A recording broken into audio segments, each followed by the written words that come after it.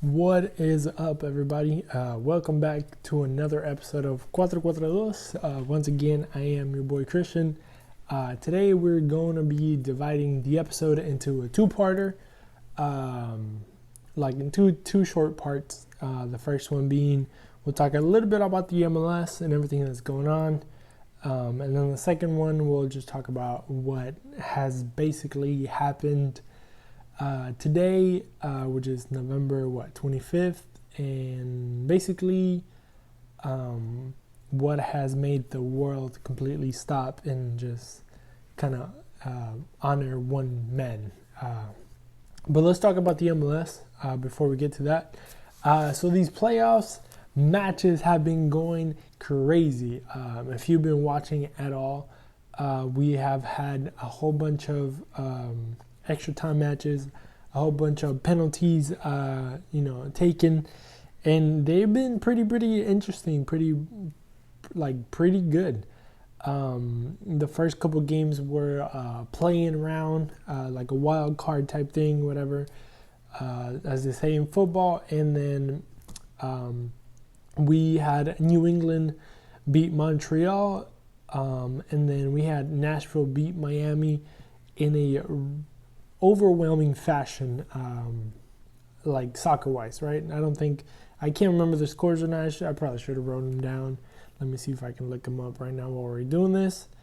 But the other one was New England-Montreal, which was a very tight game, and it all came down to a goal in the last minute by Gustavo Bo, La Pantera, to give New England that edge, and then that put New England through to go play against Philadelphia, Philadelphia, everybody was like, number one seed in the East. Let me see. Let me just go to MLSsoccer.com. Number one East, Supporter Shield, the whole shebang, and New England ended up beating Philadelphia, which has been a surprise to everybody, to say the least. Not because of New England, but because of Philadelphia losing, basically. Philadelphia was playing at home, home field advantage. I guess you can say like sports advantage in a way, because they've been playing, really well. And then in the other playoff match in that same bracket, you had Orlando NYCFC, which probably created the most ridiculous moment of, I don't know if we can say of 2020, but they created the weirdest PK shootout probably in the history of PK shootouts, because they decided not only, they didn't decide, but I think everybody's already aware of what happened, what went on.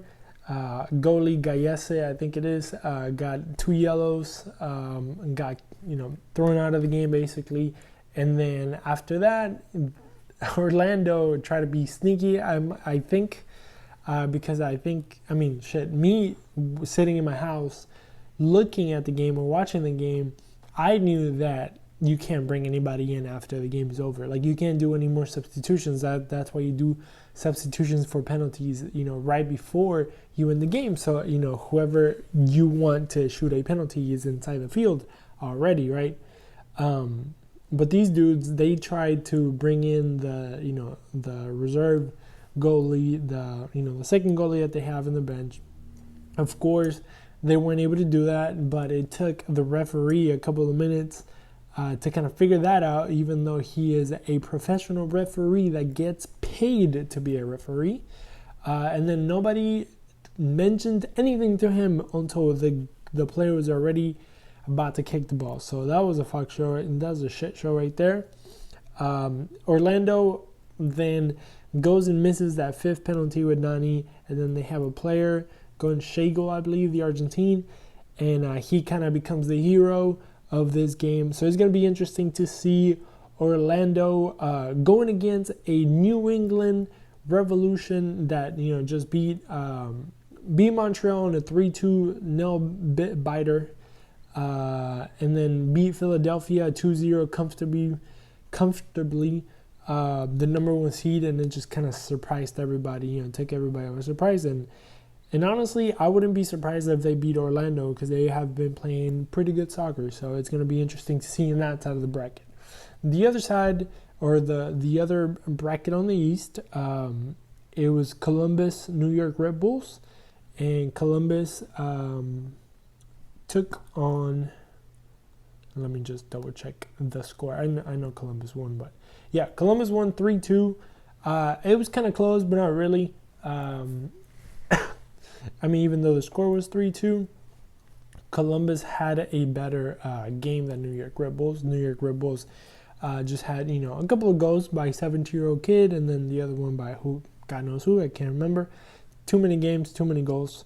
And then Toronto also getting knocked out, the number 2 seed in the East, getting beat by Nashville, who earlier had beaten Miami to be able to get into this playoff brackets. And then Nashville went in and just kind of dominated, even though it was a 1-0 game, kind of dominated Toronto a little bit. The defense had a really good game. They were able to get another shutout. And, I mean, they've been just killing it. I mean, I wouldn't be surprised if Nashville goes all the way. They have Columbus next, and then the winner of New England and Orlando. So that's going to be interesting, but I wouldn't be surprised if Nashville makes it to the Eastern Conference Final, and who knows if they keep with that momentum, make it into the finals. But it's going to be interesting to see because they're going against a really good Columbus. But Nashville has a really, really good team. That number 10 that they have, that goal that they scored, fucking beast. I mean, the way that he just went through 3 players like if it was nothing. I mean, and they did get 3 goals not counted because they're offsides, and they were kind of close offsides. So it wasn't like, it was like extremely offsides, So they could have had a chance to possibly, if it wasn't for those close offsides, to be a 4-0 lead. But that's going to be interesting. Columbus, Nashville is going to be a really good game. That's actually going to be played on the 29th. And then Orlando, New England is also going to be playing on the 29th. So they're both going to be played on the same day. If I'm not mistaken, what day is the 29th? I don't even know. I think it's like Monday or Sunday. And one of them is going to be at 2 p.m. and then the other one's going to be at 7 p.m. So if you can watch them, those are really going to be really good games, especially the Columbus-Nashville. I think the MLS champion will probably come out of there. But before we go any farther, Seattle well, they didn't win. They were at home, but they received, they hosted LAFC, who they whooped. I was watching kind of portions of, I had the game on, but honestly, I had been watching soccer all day, so I was kind of tired of watching. I know, it's kind of sin.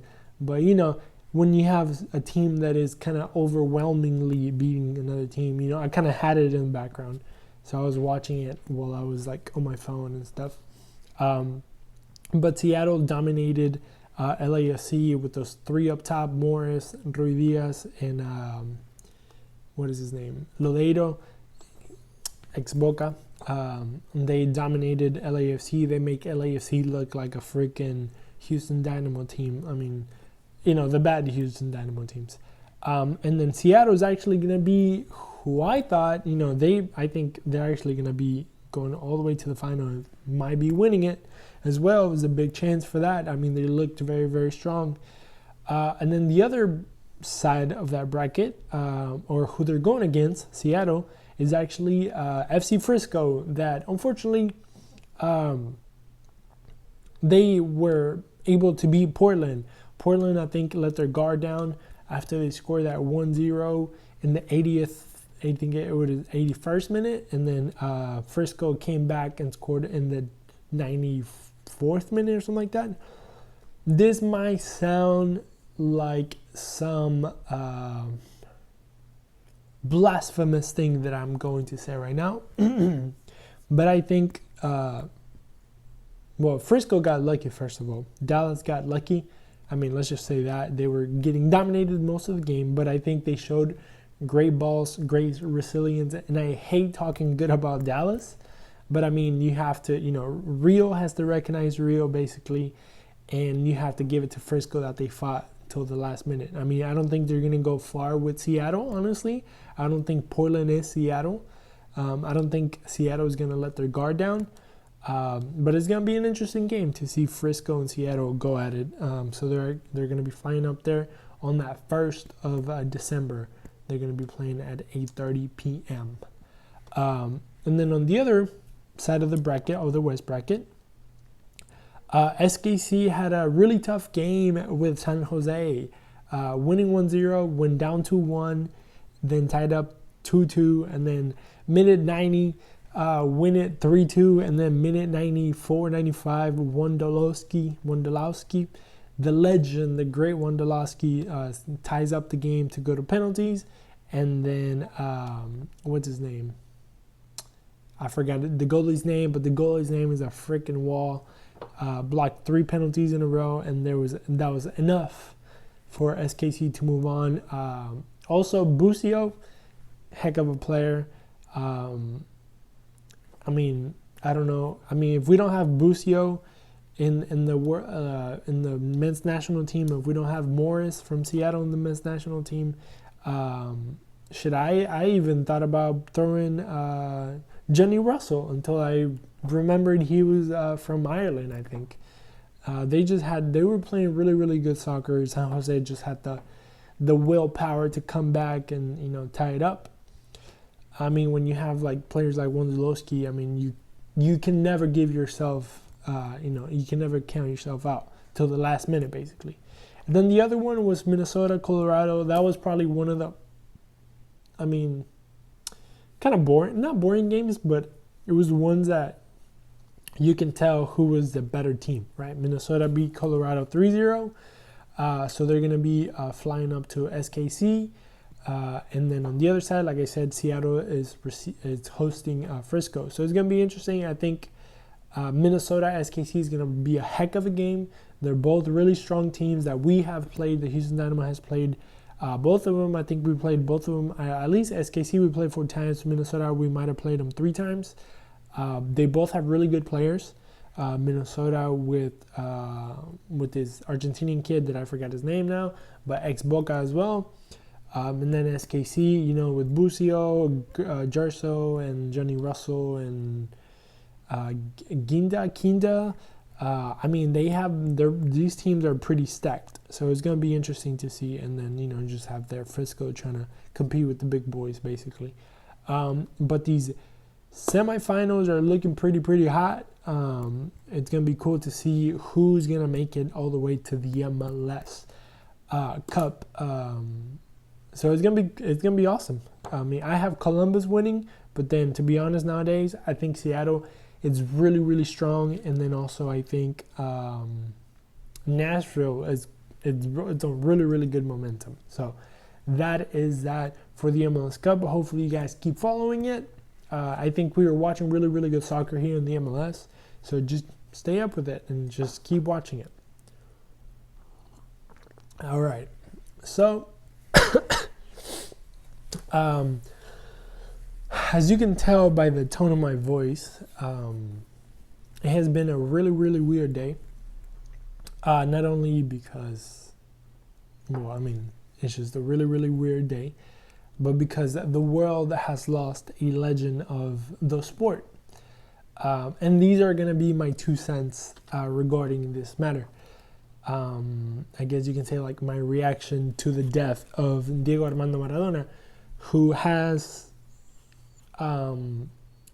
indirectly touched the life of basically everybody that has ever played, watched, done anything with a soccer ball. And it's just weird because, I have it because you don't know how to react. And then people ask you one of the first things I got on Twitter was I'm sorry message from a guy from a friend. He was like, I'm sorry for your loss. And I was like, whoa, I didn't know I was close to this guy. He was that I was supposed to feel sorry for. But then kind of thinking about it, it does feel like And I've been watching a lot of like videos and a lot of like news channels from Argentina, a lot of sports channels and stuff like that, and a lot of people obviously are saying nice things about the guy and just everything that he basically meant to the people, and not only to the people but to the country itself. Like people don't realize that Argentinians are they are who they are today because of what Maradona did back in '86.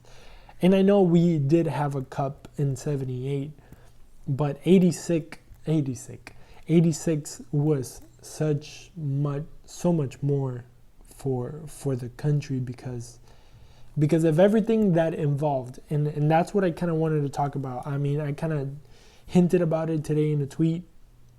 If you go to my Twitter, you can see it. It's like a 4 or 5 thread tweet that I basically kind of gave a background. It's everybody personally has a different view of how they see him and how they see him impacting our lives. So a lot of people are saying, thank you for impacting, my life or whatever.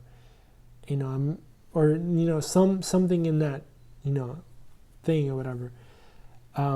But I wanted to talk about how, why I believe he impacted my life. So in a weird way, because me being kind of like a history nerd, I kind of bring history into this because Argentina, obviously, the country has it's over 100 years old or whatever.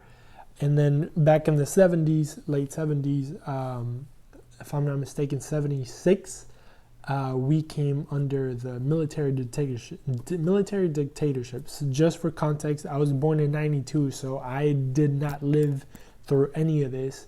And to be honest, I don't think I've ever seen Maradona play a full match.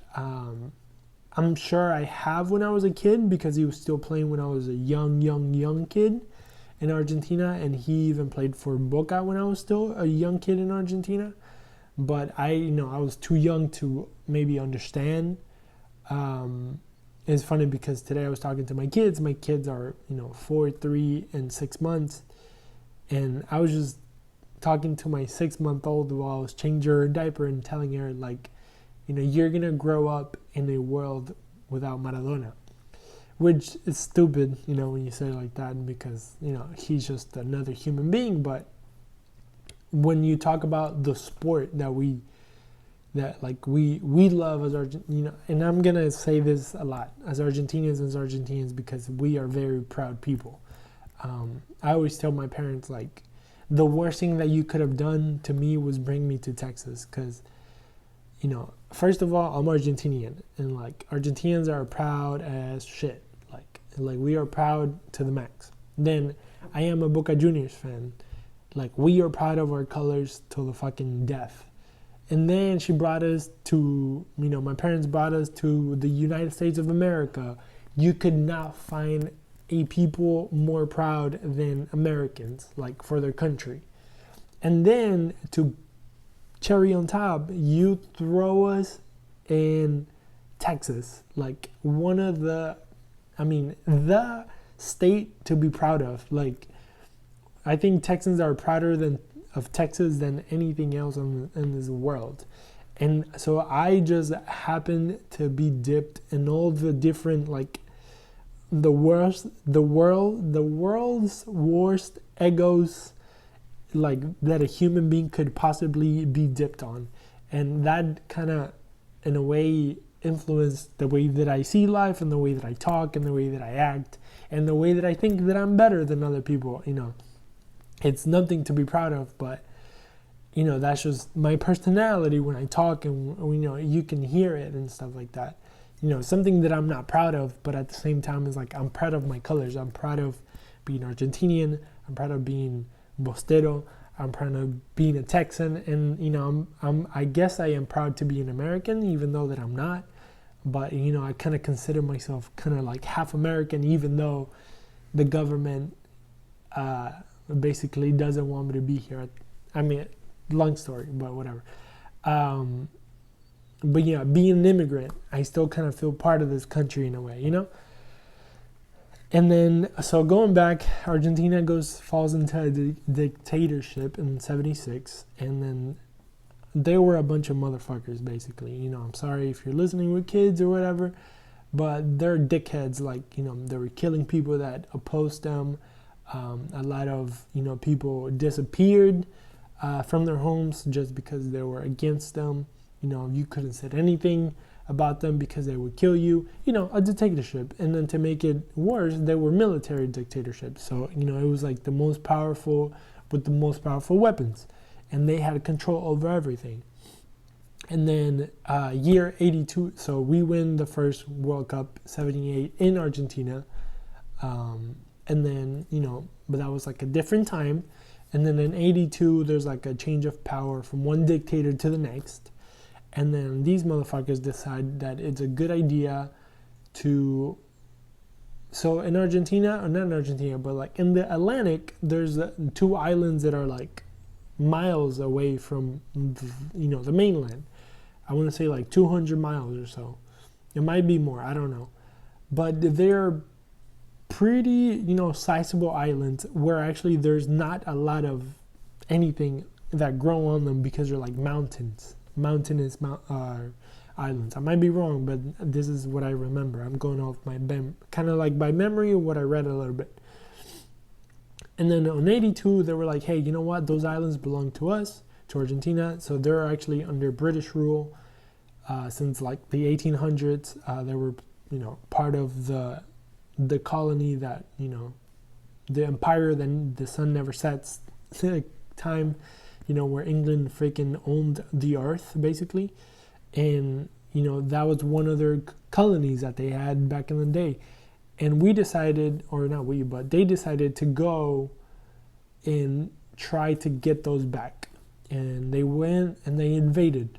They invaded the 2 islands. And, you know, what did England... With the idea, they invaded the islands with the idea that England was just going to be like, okay, you want the 2 islands? You know, here you go. You know, here's the 2 islands, take them. But then, if you're going to, you know, this is turning into not a soccer podcast, but I'll get to it, I promise. So then, you know, if you're just going to start giving up land as a country, then eventually, you know, every country is going to want to take over, you know, whatever land you may have owned anywhere else. So they were like, you know, we can't make this an example of us being scared to a country and giving them whatever they want. So they decided to bring, you know, a destroyer ship or whatever and just basically park it out there and be like, hey, like, if y'all don't get out, you know, we're going to start bombing. And, you know, Argentinians being Argentinians and being proud. And then on top of that, being under dictator rule, under an asshole of a person who nowadays everybody in his fucking power group has been charged with like crimes against humanity and all this shit nowadays. You know, most of the motherfuckers are dead either way. And they were like, no, we're not going to give anything back. So obviously a war kind of started. It wasn't a war that it wasn't declared by any of the 2 countries, but it was an undeclared war that started about that. And I think it was like 10 weeks, 70 some days or something. I don't know. But it was a while. It was a while that they just went at it.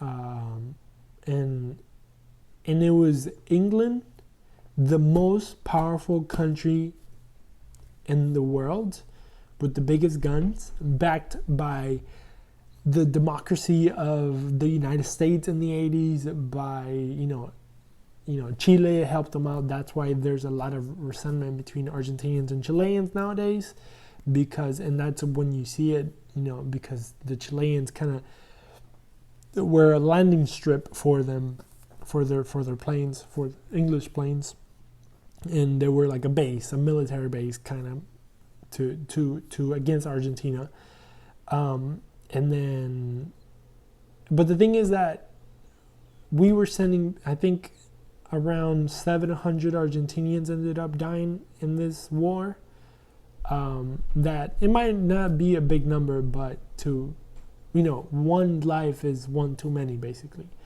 I want to say like 300 British people died, or soldiers died, also in this war, and 1,000 people too many, basically. One too many. And it was just a shit show, because it was in the dead of winter. They were sending young kids to fight a war that was unnecessary, that nobody asked for land that it was more for pride than for anything else. And come to find out years later, they didn't have ammunition, they didn't have proper gear, they didn't have proper anything to be in a war zone. So basically, we were just picking up kids or soldiers that had enlisted, or maybe not enlisted, but just kind of brought on and be like, go fight a British guy, a guy that has been serving his whole life in the military, that has the latest equipment in military and all this, and basically they just went to die. A lot of them came back not doing well. PTSD now we know is a big thing, but that was the war that kind of started the hate for the British as Argentinians. And to this day, not me, but Argentinians kind of hate a little bit British just because of that. It's just because it's ingrained into like our culture that we have to hate them. If you do research, you understand that it was like stupid and it was unnecessary, but that the way that they sold this, the people, the higher ranking people sold it to the people is them versus us, even though what they're trying to do is just like fill their pockets up with money. Basically, it wasn't, they weren't fighting for the people, they were fighting for their pockets, and they didn't care to send kids to a war that wasn't necessary. But then, fast forward 4 years later, 1986, Maradona shows up, the biggest name in the fucking world when it comes to soccer. And then he goes, and then quarterfinals, if I'm not mistaken, he goes in, and not only he's playing to win a game, not only is he playing for a World Cup, not only is he playing to fulfill a dream, that there is a video running around, that has been running around, of Maradona when he was a child. He was probably a teenager, 14, 15 years old, maybe younger. And they ask him two questions. He's in the middle of a field in his neighborhood, and they ask him, hey, what's your dream? And he's like, I have two dreams. One, to play in a World Cup. My second dream is to win the World Cup. And he does it. He goes out there, and everybody knows these two goals against the British. And I think if you're Argentinian, it's like one of those things that you have like stitched into your heart, just because you are so proud that somebody with your same nationality and the same colors that you represent, when you watch, a tennis match, from Schwartzman, an Argentinian, or Juan del Potro, or whatever sport. We might be like, Argentinians could be playing ping pong. We're gonna wear these two colors, we're going to. And anybody that is Argentinian in a 5-mile radius has the duty to put on the jersey and go support him. Be whatever it be. If you ever watched the US Open, the tennis tournament, when an Argentinian plays, it's a fucking party. And it's probably not what the sport wants. And I would hate when I don't remember now, but an Argentinian won the US Open, the golf tournament a few years back. It was in, I forgot his name, but like the whole country, like they didn't stop, but it was like such a honor to beat the Americans in their own game type of thing, because like we're supposed to hate imperialism and all this shit because of that same thing. And it's just like, Argentinians are so proud to be Argentinians that will support Argentinians no matter what. And then you go to a World Cup, the biggest stage in the world and the biggest sport in the world, and you scored the two most grandiose, maybe one was cheating, maybe not, but the two most recognizable and grandiose goals of fucking history of the sport. And they are against the British, the people that have caused so much pain in your homeland. And, indirectly, but they did it, And it's just like, fuck, like he represents every single person that died. Like he represents Argentinian people saying, fuck you, basically, to the world, and like, you sent us to die and you killed us and we are beating you in the game that you created, basically. We are killing you with these two goals, and we're gonna go to the final and we're gonna fucking win it all. And we beat West Germany, and he literally, there's a song that says like he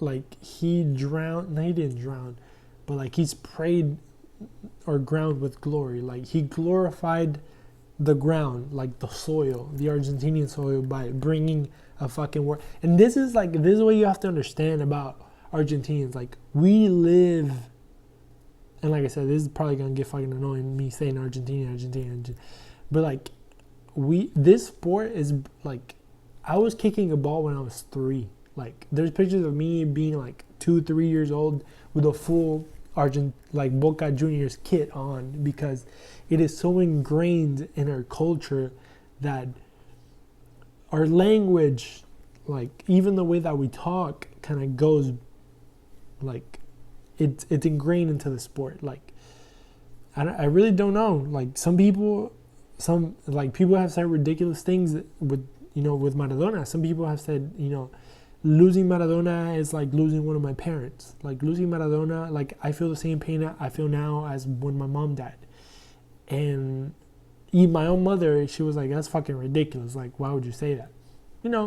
She obviously doesn't feel like, and it's funny because like she also feels the sport like we do, because people would think, women are different. And of course we know now that women are fucking more capable than us. I mean, at least in this country, like you see it, like they're more capable of playing soccer than the guys. But, people think, I don't know, they see soccer as a men's sport, usually, not now it's changing. But like women in Argentina are fucking more passionate, if they're equally passionate in the sport as men, and like it's just crazy. Like the first picture that came out today of somebody crying at La Bombonera was of a woman holding a fucking 8-year-old child. Like it's crazy because this man like went over like barriers of like social status, gender, nationality. Like I've seen people from Brazil get tatted his name. From Brazil, where they're supposed to hate us. We hate, Argentinians hate anybody that is not Argentinian, basically. And they are our enemies. They're our South American enemies. Yet they idolize our idol. Like, you have Pelé. I want you to idolize Pelé, like type of thing, Like you wouldn't want to be in Argentina caught dead idolizing Pelé, But it's just one of like those are the sentiments, the feelings that this man brought, and it's just weird because another story or another thing that you see a lot and you see the passion is whenever we played World Cup in Italy, and he's playing in Italy, and I believe he is playing in Napoli. Argentina is playing Italy, I believe, in Napoli. So, what, I'm sure you know by now, but Napoli is like his second home, basically. It's like his home away from home. He became the greatest European player in Italy, in Napoli. In Napoli, Maradona is is a god, you know? Like, if you're Argentinian and you go to Napoli, they love you just because of him. And that was 30 years ago, basically. And not only they changed the name of the stadium now, but back in the day, so, you know, before World Cup, both teams get on the field and they sing their national anthem. And whenever they were singing or playing the Argentinian national anthem, a lot of people were booing and you know, whistling or whatever. And you can see the passion on Maradona's face when he is cursing the shit out of the Italians for being such ungrateful motherfuckers, basically. And it's such a, and like the curse word itself, it just kind of brings a smile to your face, because you're like, that is such an Argentinian curse that you're like, this is like Argentinian to the max. Like, it's crazy. He says, hijos de remil putas, like you sons of 1,000 bitches, like.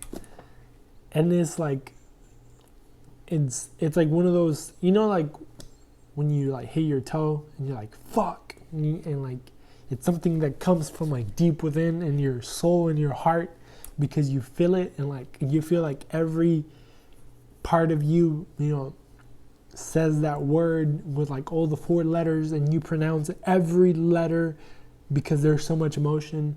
And you can see that video, like he has so much emotion into Cristian Ronaldo, because at that specific moment in time, he hated the Italians for a split second, and that's what we all felt, and it's just crazy. But I mean, I don't know what else. I mean, I couldn't done anything else but I don't know. And then on top of everything, he's a Boca Juniors fan. I'm a Boca Juniors fan, so like our bond grows stronger, and it's crazy because today even River Plate fans were showing up to La Bombonera wearing their River gear, and people were hugging and kissing. Like, you know, it doesn't matter who you go for. Like, it doesn't matter who you support. No, it doesn't matter how much I hate you tomorrow. Today I love you because the one person that brought love or brought glory to the land that we live in. Because believe it or not, till this day, we are favorites to win every World Cup because we won the World Cup in '86. Think about that. Think about Argentina, what Argentina has done after '86. They made it to 2 finals. And that's that. Like, one was what, back in the, I think it was like 90, right? In Italy. And then the other one was just the recent one in Brazil, 14. But in between that, we have been kicked out in the first round a couple times. We have made it to octavos de final, whatever it's called. Rounds of 18 or whatever, quarterfinals. And not much. I mean, yes, we have Messi and we have probably the greatest names in the sport. But Argentina hasn't won a title since I've been alive. The last title Argentina has won has been in 1991 with the major. I mean, we won the Olympics, but he was like sub-23, under 23. But I was born 92. The last cup we won, like the major Argentinian team, it was 1991. Me, myself, I'm 28. I've never seen Argentina lift a trophy. Like, until this day, we are still considered the best, like one of the best teams in the whole world. Like, country-wise, right? And it's just crazy. Like, it's crazy because that's because of what he did in '86. Like, it's like the world is expecting a glimpse of Maradona to come sometime in this new age. And we kind of seen it in Messi, but, you know, he's always missing that little bit. And then, like I said, he's a Boca fan. And being a Boca fan is like one of the greatest things like I could have ever asked for. Like, I grew up in the golden age of Boca, and I saw kind of like the transition between Maradona and Riquelme, and like Riquelme and then kind of transitioning out into like the Tevez type era. But Maradona has always been there. You knew that if Boca was playing Libertadores and La Bombonera, he was going to be in the stadium, and it was like a must that it was going to happen for sure. I don't know. It's just weird. It's crazy. It's crazy that Maradona is dead, but I guess that's life, right? But yeah, I'm gonna go ahead and cut it off here. I really don't know what to say. I just think it's crazy that a man, like, he's going to be immortalized forever. Like, think about it. Think about what this man has meant for our sport. Like, the sport that we love so much. And like, yes, today we are Houston Dynamo fans or whatever team you are on the MLS, but at the end of the day, like the love for the sport, like, you can see a man or a woman or who the fuck ever, a fucking dog playing with a ball. Anywhere, you can be in a fucking mountain, you can be in the desert, you can be in, I don't know, you can be in the ocean. And you see somebody with a ball, you're going to go and you're going to kick it, and they're going to kick it back to you. And then if we have to, we'll take off our shoes or whatever, and we make some goals out of it. And we'll go one-on-one if we have to. But, like, and this is why this is the most beautiful sport in the world. And nobody will convince me otherwise. Nobody. QuattroQuattroDos. Thank you guys for listening. Thank you guys for paying attention to the rant. And I'll see you guys next time. We'll talk a little bit more MLS. And hopefully next year can start already, because I'm already tired of this 2020. So, deuces.